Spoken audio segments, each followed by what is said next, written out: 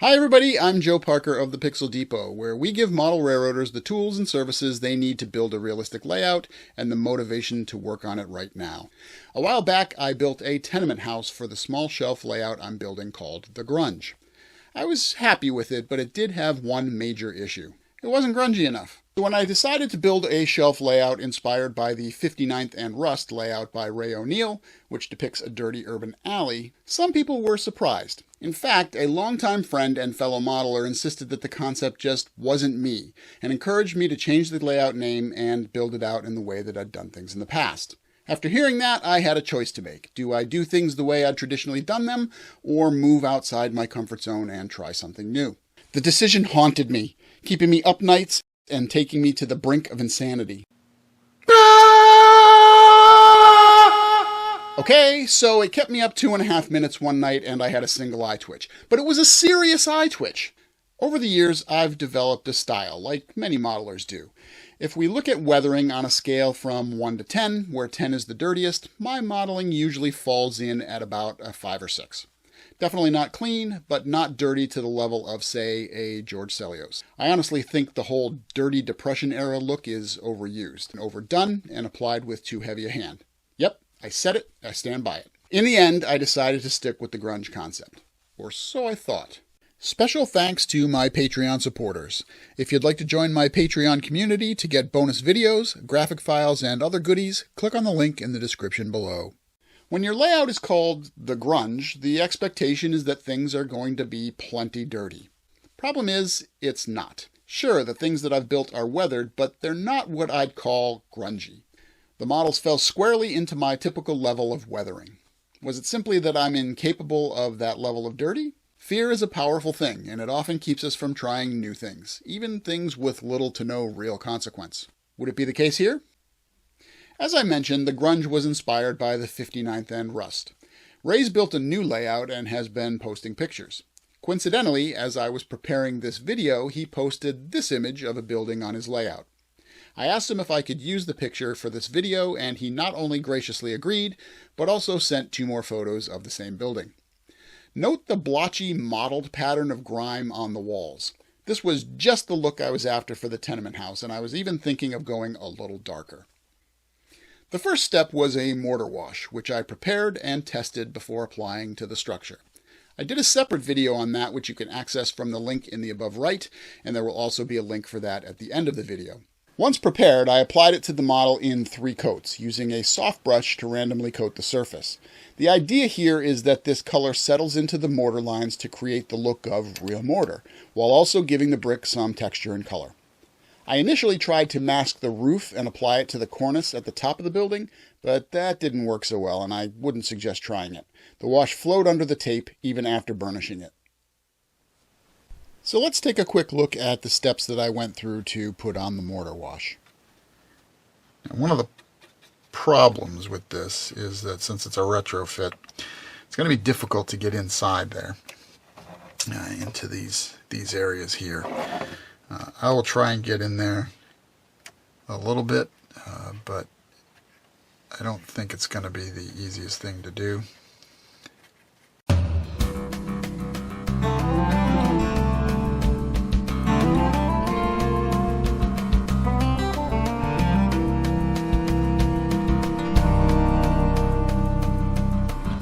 So after letting that dry, I really like the mottled effect that I got from putting on the wash. This area over here isn't quite as mottled as I might like, so I'm going to put another coat on there and see what we get. Should probably give this another good shake. So as you can see, in certain areas the paint has kind of bunched up, really kind of filled in some of those spots. It gives it an uneven look that I like.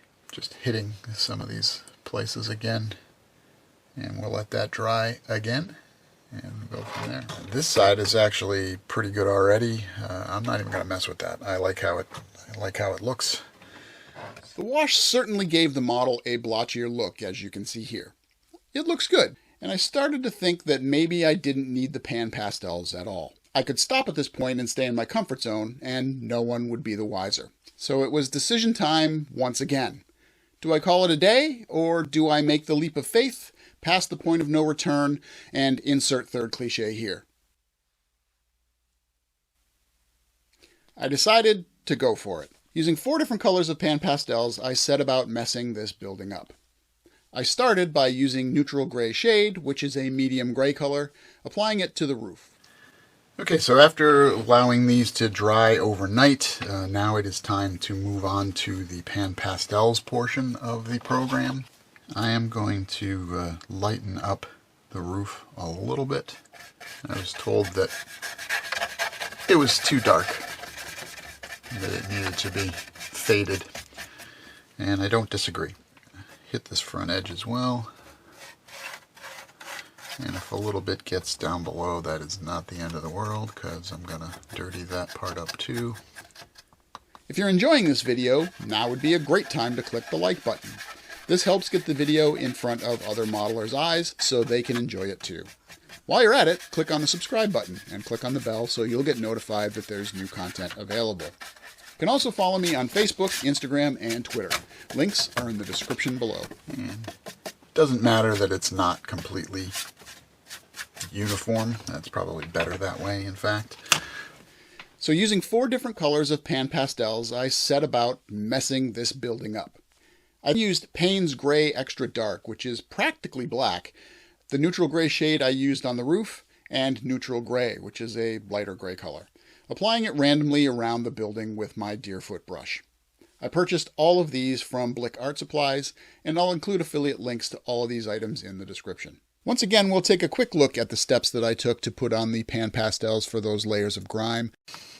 So some of that dark gray pan pastel fell when I did the upper part there. I'm gonna blend that in. And what I'm really looking to do here is just represent a really mottled look with some light bits and some dark bits. I feel like I should be playing a cleanup montage from an 80s movie, but backwards. And you find buildings that fade like that, or age like that, I should say, with seemingly no rhyme or reason to it. So I'm just going to use my various grays here, and maybe a dirt. Let me get a dirt color as well. Mostly near ground level, but also higher on the building in some places. I used raw umber to represent dirt.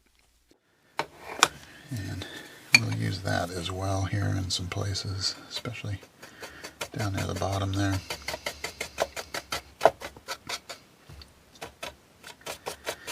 The one thing you do still want to remember is to move in an up and down pattern, because gravity is still going to be at work here. Black too.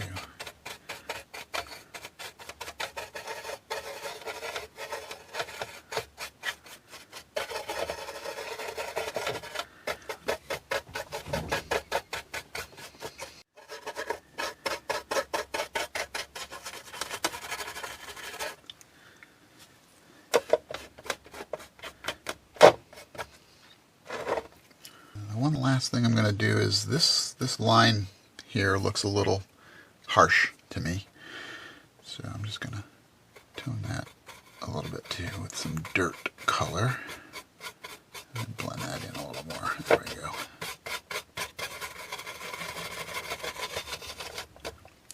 So again, the result here is intended to be age over time,